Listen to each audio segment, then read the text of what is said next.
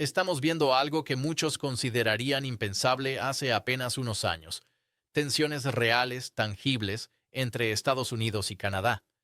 No hablamos de desacuerdos comerciales rutinarios o disputas diplomáticas menores.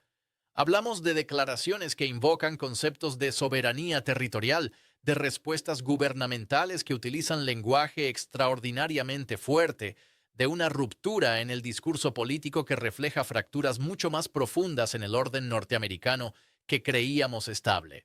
¿Qué está pasando realmente aquí? Porque detrás de los titulares sensacionalistas, detrás de la retórica inflamada, hay una historia sobre cómo el poder imperial se comporta cuando enfrenta sus propias contradicciones internas. Hay una historia sobre cómo las élites económicas de ambos países están recalculando sus alianzas, sus dependencias, sus vulnerabilidades, y hay una historia, quizás la más importante, sobre cómo el proyecto neoliberal que unió a estas naciones a través del TLCAN y sus sucesores ahora genera las mismas tensiones que supuestamente iba a resolver. La crisis que observamos no comenzó con Trump, ni terminará con él. Es estructural, es sistémica y merece un análisis serio. Entonces comencemos por entender qué significa realmente cuando un presidente estadounidense o un expresidente que busca regresar al poder comienza a hablar de Canadá en términos que históricamente se reservaban para adversarios geopolíticos o territorios a conquistar. No es simplemente retórica política casual, no es simplemente Trump siendo Trump, como muchos analistas perezosos querrían hacernos creer. Es la manifestación de algo mucho más profundo, algo que tiene raíces en la forma en que el capitalismo estadounidense ha evolucionado, en cómo sus contradicciones se han intensificado y en cómo esas contradicciones ahora están buscando resoluciones que antes habrían parecido absolutamente absurdas. Miren, durante décadas el establishment político y económico de Estados Unidos construyó una narrativa muy conveniente sobre América del Norte. Era la narrativa de la integración beneficiosa, del libre comercio que supuestamente elevaría a todos los barcos con la marea creciente. Canadá no era simplemente un vecino, era un socio, un aliado confiable, parte de lo que podríamos llamar el núcleo anglosajón del poder occidental. Las fronteras entre Estados Unidos y Canadá se presentaban como las más pacíficas del mundo, un modelo de convivencia civilizada entre naciones. Y en muchos sentidos esa integración económica fue real, fue profunda. Las cadenas de suministro atraviesan esa frontera miles de veces antes de que un producto llegue al consumidor final. Las empresas estadounidenses invierten masivamente en Canadá. Las empresas canadienses hacen lo mismo hacia el sur. El sector energético está completamente entrelazado. Ustedes saben esto, lo hemos discutido antes. Pero aquí está lo que ese discurso oficial siempre omitió, lo que siempre dejó fuera de la conversación pública. Esa integración nunca fue entre iguales, nunca lo fue. Estados Unidos siempre operó desde una posición de poder desproporcionado, siempre dictó los términos fundamentales de esa relación, y Canadá, por su parte, aceptó esa dinámica porque las élites canadienses, la clase capitalista canadiense, se beneficiaba enormemente de ese arreglo. Sí, había tensiones, había disputas comerciales sobre madera, sobre lácteos, sobre esto o aquello, pero eran tensiones manejables dentro de un marco que ambos lados consideraban estable y mutuamente beneficioso. El problema es que ese marco dependía de una premisa fundamental: que el capitalismo estadounidense continuaría siendo lo suficientemente saludable, lo suficientemente estable como para mantener esas reglas del juego, y esa premisa se está desmoronando ante nuestros ojos. Lo que estamos presenciando ahora no es simplemente el capricho de un hombre, aunque Trump ciertamente personifica estas tendencias de manera dramática.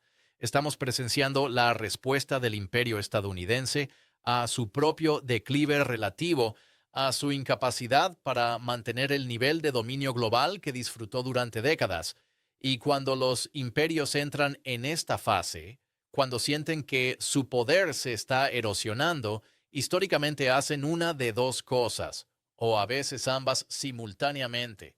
Se vuelven más agresivos hacia afuera, buscando restaurar su dominio a través de la fuerza, o comienzan a buscar recursos y ventajas en lugares que antes consideraban seguros, estables, fuera de cuestión.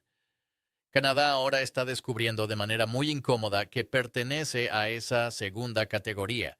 Piensen en los recursos que Canadá posee. Estamos hablando de vastas reservas de petróleo, de gas natural, de minerales críticos que son absolutamente esenciales para la transición energética, que todos dicen querer, pero que nadie sabe cómo financiar o controlar.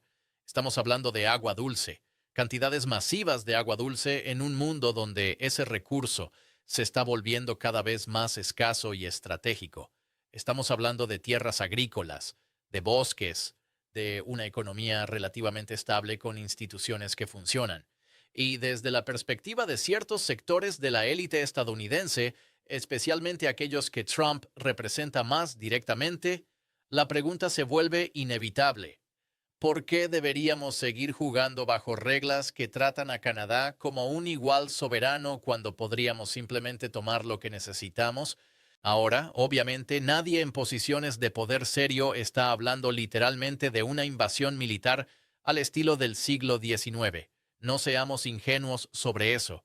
Pero las formas modernas de dominación imperial no requieren tanques cruzando fronteras. Requieren presión económica, requieren la amenaza de aranceles devastadores, requieren la manipulación de cadenas de suministro, requieren acuerdos que formalmente respetan la soberanía, mientras sustantivamente la vacían de contenido. Y esto es exactamente lo que comenzamos a ver desarrollarse. Cuando Trump habla de Canadá en los términos que usa, cuando sugiere que Canadá debería ser parte de Estados Unidos, cuando trata la frontera como algo negociable, está abriendo una ventana de Overton, está normalizando ideas que hace 5 años habrían sido completamente impensables en el discurso político mainstream. Y la respuesta canadiense, esta respuesta furiosa que estamos viendo, no es simplemente orgullo nacional herido. Quiero que entiendan esto claramente. Las élites canadienses están entrando en pánico porque reconocen que el orden que les ha servido tan bien está siendo fundamentalmente cuestionado, no por algún movimiento revolucionario desde abajo, lamentablemente, sino por su propio socio principal, su propio garante de seguridad, el país con el que han entrelazado su economía tan completamente que desenredarse sería casi imposible sin un dolor económico masivo. El gobierno canadiense puede emitir declaraciones fuertes, puede hablar de soberanía y dignidad nacional, puede amenazar con sus propias contramedidas económicas, pero en el fondo, todos los actores políticos serios en Ottawa saben que están jugando desde una posición de debilidad estructural. La asimetría de poder es demasiado grande. Entonces, ¿qué nos dice todo esto sobre el momento histórico en el que estamos viviendo? Nos dice que las estructuras institucionales que gobernaron las relaciones entre las economías capitalistas avanzadas durante la era de posguerra están entrando en una crisis profunda. El orden liberal internacional, como les gusta llamarlo en los think tanks de Washington, está revelándose como lo que siempre fue: un conjunto de arreglos que funcionaban mientras servían los intereses del poder estadounidense y mientras el capitalismo estadounidense era lo suficientemente dinámico como para ofrecer algunos beneficios compartidos a sus aliados subordinados. Cuando esas condiciones dejan de aplicarse, cuando Estados Unidos siente que necesita extraer más valor de esas relaciones porque ya no puede generarlo tan fácilmente en casa o dominando el resto del mundo, entonces esas reglas civilizadas comienzan a evaporarse muy rápidamente. Y debemos ser honestos sobre algo más aquí. Esta agresividad hacia Canadá no está ocurriendo en el vacío, está ocurriendo en el contexto de una reorientación más amplia de la política exterior estadounidense, una reorientación que comenzó antes de Trump, pero que él aceleró y radicalizó. Estados Unidos está tratando de reconfigurar sus relaciones con China, está intentando mantener su control sobre Europa, mientras Europa misma se pregunta si puede seguir dependiendo de un garante de seguridad que parece cada vez más errático. Está lidiando con su incapacidad para controlar completamente el Medio Oriente a pesar de décadas de intervención militar. Y en medio de todo esto, Las élites estadounidenses están mirando a su propio continente y recalculando qué pueden extraer de sus vecinos más cercanos sin consecuencias serias. México ya experimentó esto durante el primer mandato de Trump, con amenazas constantes sobre el muro, sobre deportaciones masivas, sobre aranceles. México es un objetivo más fácil en muchos sentidos porque ya está económicamente subordinado de manera más obvia, porque hay narrativas racistas que Trump puede explotar más fácilmente. Canadá se veía a sí mismo como diferente, como protegido por su blancura, por su estatus de aliado anglófono, por su pertenencia al club de naciones ricas y estables.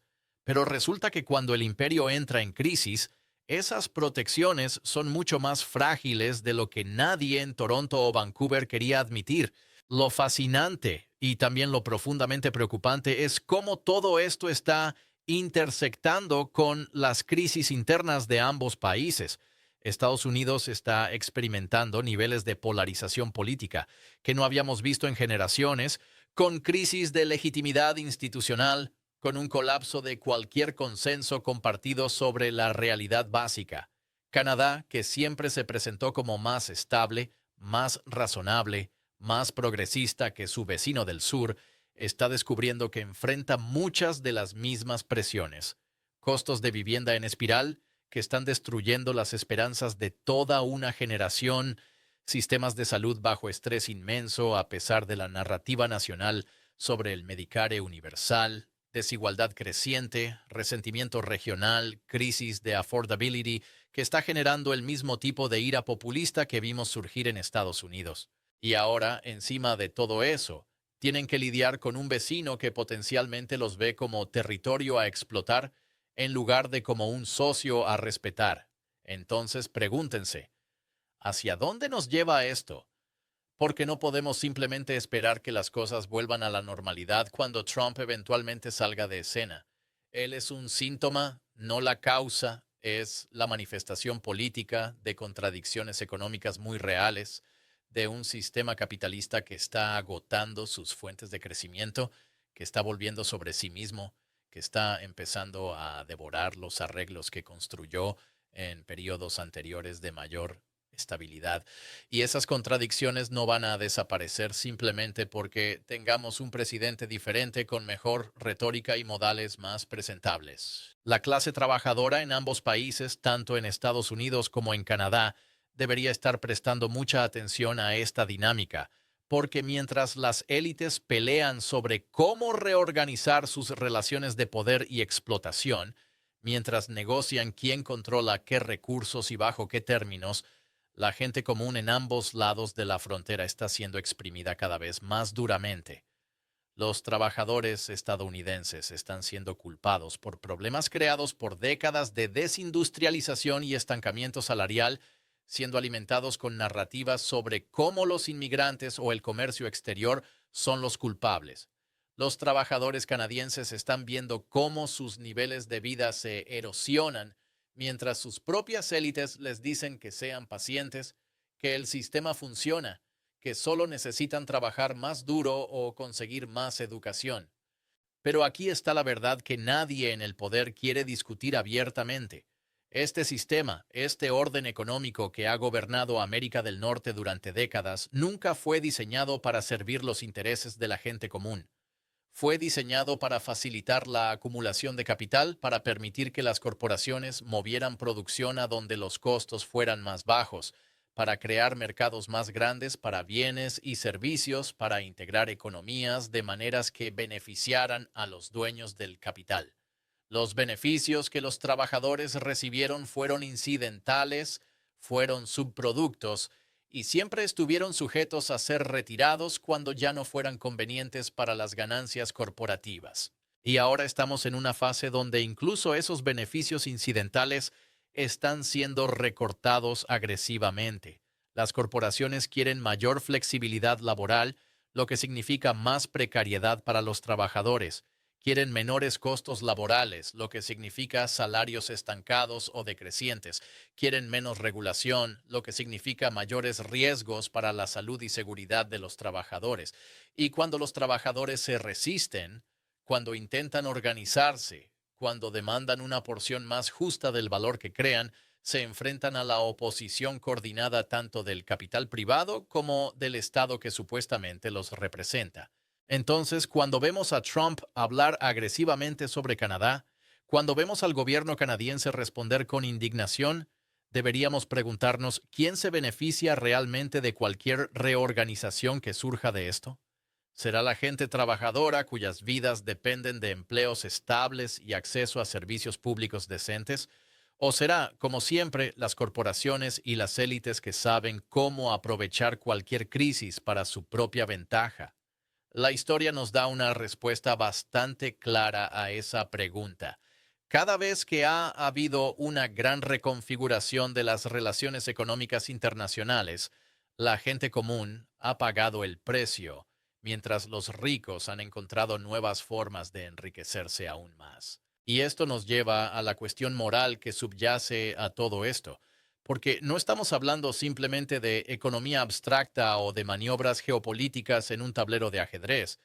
Estamos hablando de millones de vidas humanas reales que están siendo tratadas como variables en cálculos de poder.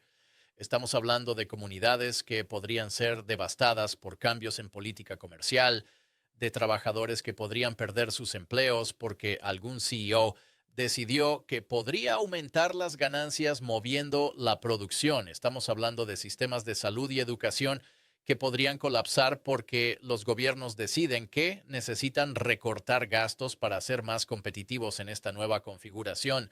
Y todo esto está sucediendo mientras las personas más ricas del planeta acumulan más riqueza que nunca, mientras las corporaciones reportan ganancias récord, mientras los mercados financieros alcanzan nuevos máximos. La desconexión entre la realidad vivida por la gente común y la realidad de aquellos en el poder no podría ser más extrema. Y esa desconexión es insostenible. Algo tiene que ceder, ya sea que ceda en la dirección de un cambio progresivo genuino hacia una reorganización democrática de nuestras economías que priorice las necesidades humanas sobre las ganancias o que ceda en la dirección de un autoritarismo cada vez más abierto diseñado para reprimir la disidencia y mantener el sistema existente a través de la fuerza. Bueno, esa es la pregunta que define nuestro momento histórico. Y las tensiones entre Estados Unidos y Canadá que estamos discutiendo hoy son solo una manifestación más de esas presiones subyacentes.